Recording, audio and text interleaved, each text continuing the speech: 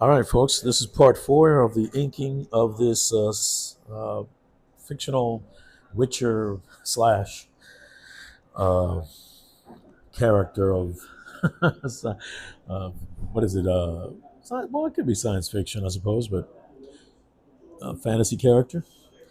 This character was never given a name. It was just given to me by the penciler to refine the.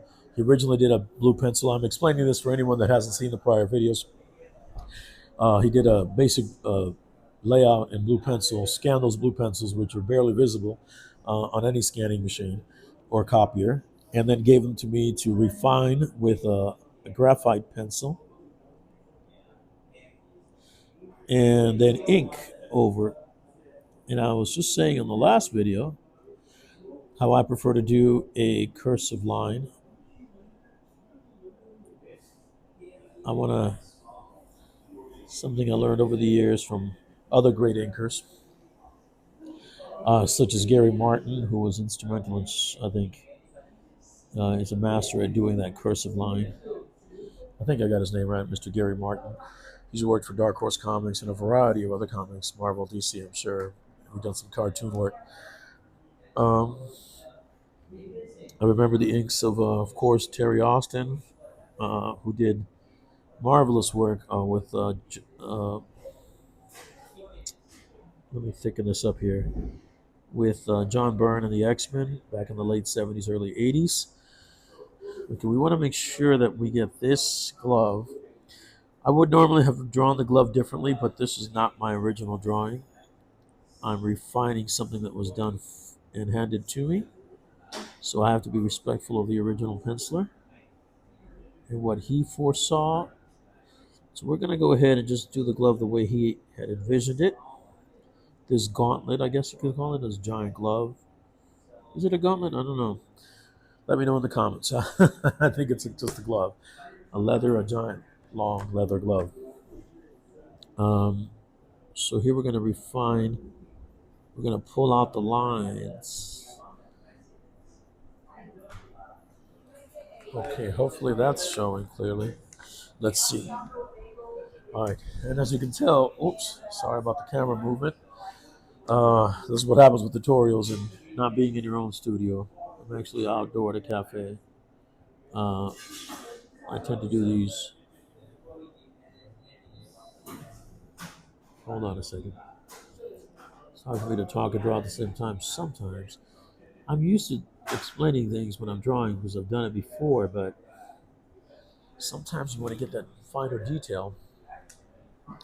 I usually use the scrap paper to keep my hand away from the inks that I've already laid down and keep the graphite that's beneath it from attaching to, and being pulled off by the pores on the bottom of my hand, of my wrist.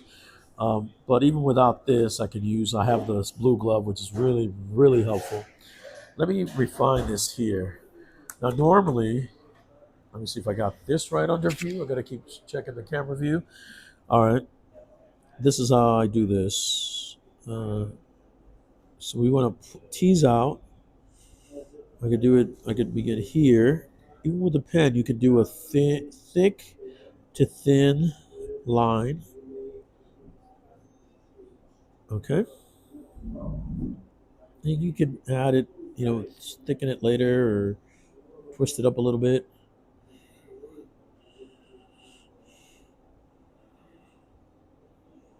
All right. And I like to turn my board around so that I can get a better feel for the lines that I'm going to pull out of whatever area I'm in. Pulling out for me usually means pulling away from my center or my center mass as I'm drawing it or inking it.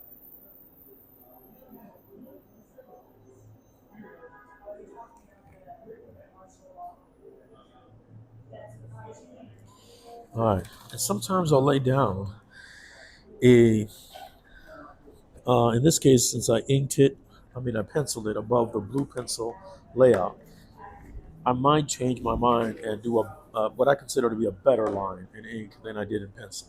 All right, that's always your prerogative. You're the artist, you're the penciler, or penciler inker, or if you're just the inker, again, you still have a little bit of latitude. And let me show you this.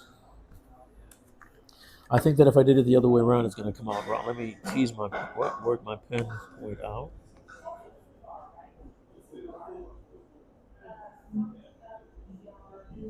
There. I wanted to make sure those lines were really thin, and they didn't go from thin to thick to thin, just thin. All right. So that's going to itemize shadows. Now here, I can use the same. Let me show you all something that I used to do. I still do. Hold on a second. Let me make sure again this is within view. Ay, ay, ay. All right, here we go. This is the 0.3 Copic multiliner. All right, let's see if I can. Let me always practice a little bit on a. All right, so you can see here, we can tease this out. Actually, oh, I almost dropped one of my. All right, here we go. I'm going to remember where these lines are at, the graphite lines, just by visual memory. Clear that out. We're going to go here.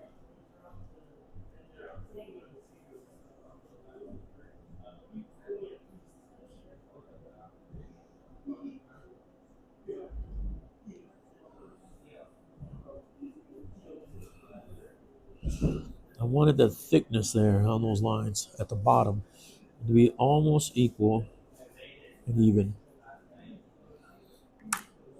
I'm going to go back to the 0.1.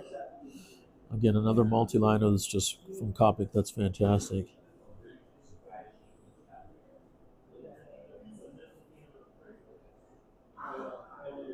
Now, these lines are not following.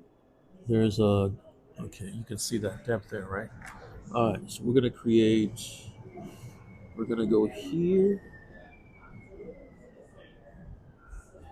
Now, these lines, these secondary lines, are going to create depth and give the drawing its three-dimensionality.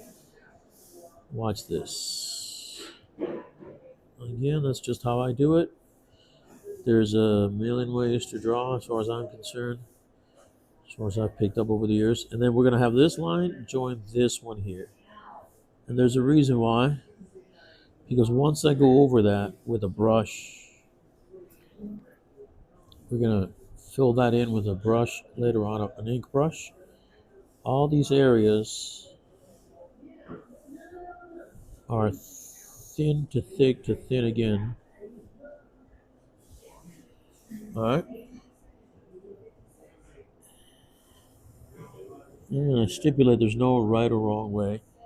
I'm only doing these how-to tutorial videos, call it what you will, as a means to showcase how it can be done, how I do it, and how hopefully encourage others to do theirs and either start drawing or encourage them to continue their drawings.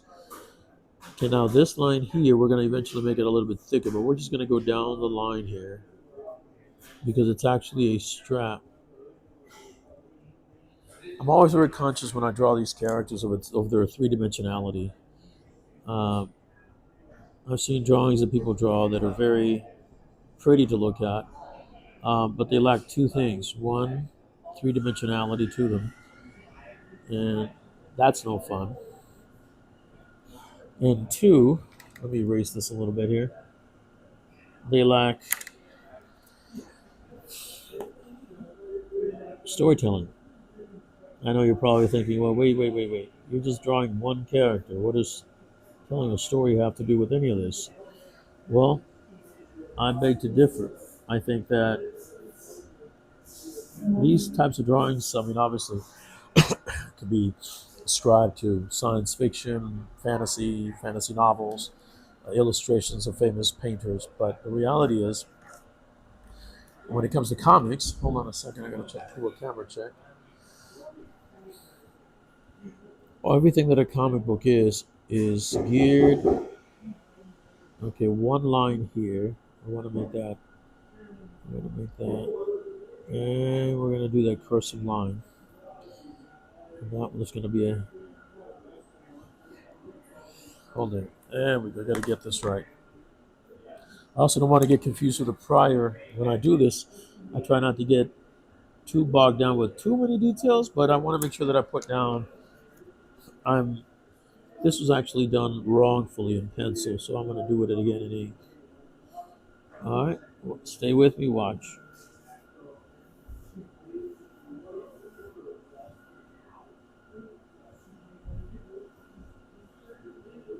Now you're probably wondering why I redid that. It's because the original pencil lines were too high. Shadows don't sort of move that way or show up on a surface that way. Uh, they may not be straight angled, but they are definitely uh, they follow a certain pattern. Is what I'm trying to find the words for. Okay, so we create a little depth here. Give that. Yeah. Now that looks like a strap. All right, now here we go. Let's see. What do we do? We're going to go into the filigree, I should say, of the chainmail in a second. But before we do that, I want to do this. We're going to continue with the 0.1, and we're going to do. Originally, I didn't like the lines that I laid out here in pencil. Now I'm liking them a little bit better because I feel like also when I draw in ink, it feels very organic to me. I was meant to do this. I don't know if that makes any sense to some artists out there, but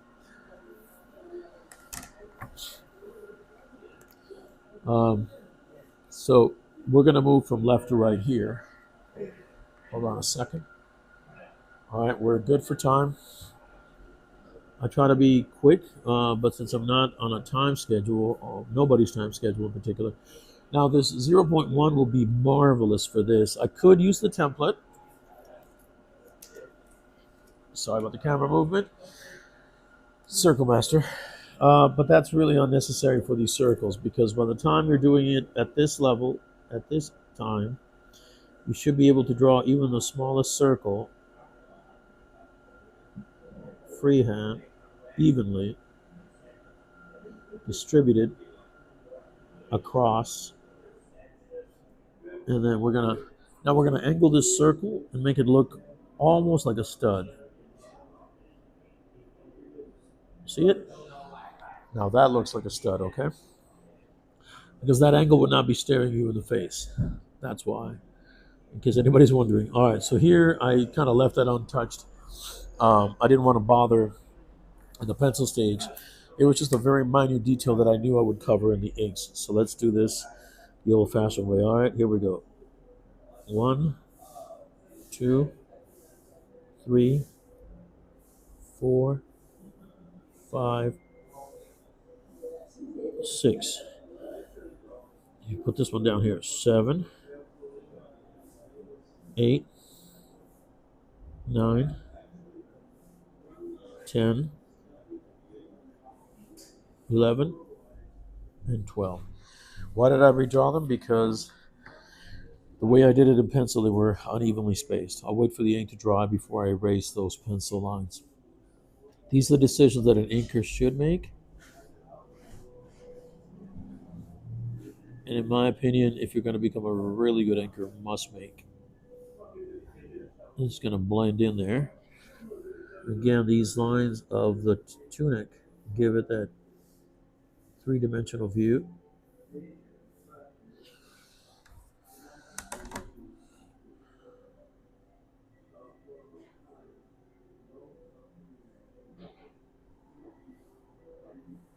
We're going to blend those lines in towards. Once these two lines come here, remember that when you're inking, the far line or the line that is in the farthest to the background will tend to be thinner. The lines closest to you will tend to be thicker. Look at any object and you'll see that this is actually true. So this line, the interior line, we'll do that as well. Hold on.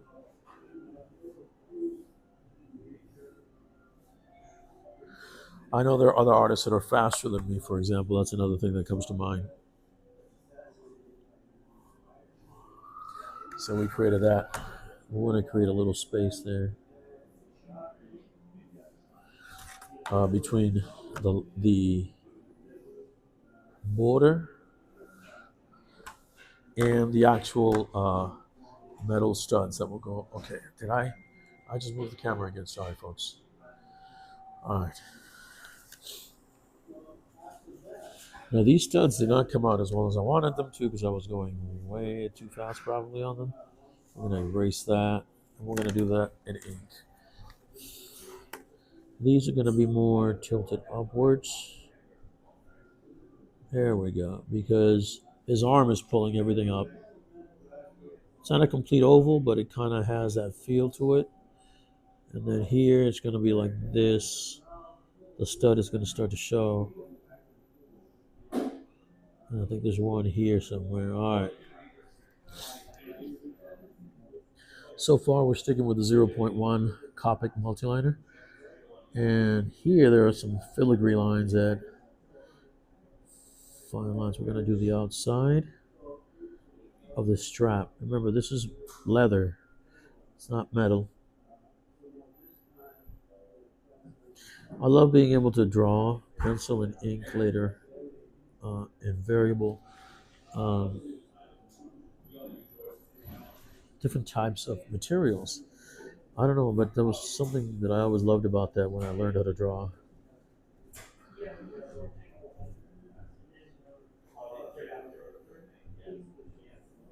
Okay, so there I'm just teasing the ink lines out of this. This is wrong.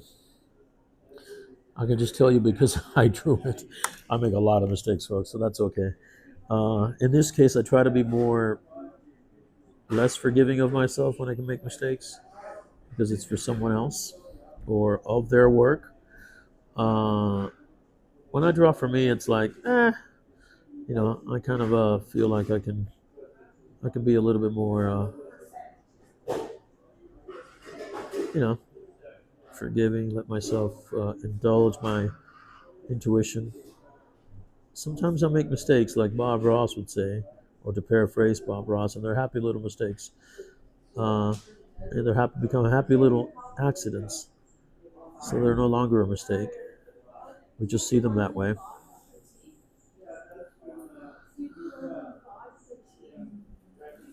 Okay, here, this line's actually going to wind up being thicker, thicker. See it? I'm sure you can see it there. Let me make sure you can. All right. And then here, we're going to twist the strap so that it goes. See how I'm reading this line with my pen and my mind's eye. And then here, this line's going to be thick here. We're going to thin it out. All right. We don't want to go over the main pole of the tunic here. Is it tunic or tunic? I don't know if I'm pronouncing that right. There's a lot of things I don't know, but I'm learning, and I still believe that at my age, I can still learn so much more. Oh, and that would be 55. So this is a channel for that. All right, now you see how I made a mistake here, folks. Uh, for what I originally, when I went over it with the pencils, I knew it, but I left it there because I had to take care of some other stuff. So it's hard. You can create a curvature. Just I was very careful not to create.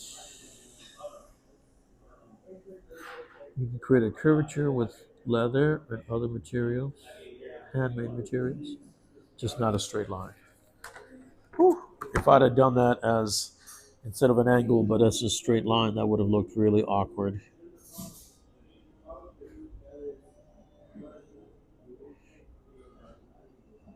Other than maybe the bottom part of your shirt, dress shirt, a white dress shirt.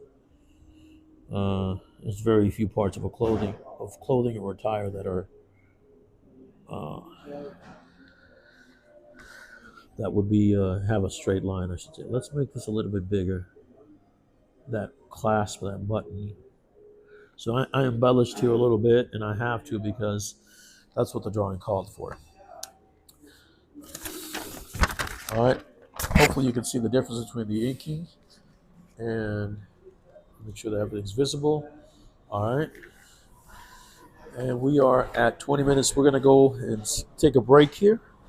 Then we'll continue with the face and do the rest of the this part of the tunic belt or strap, tunic straps.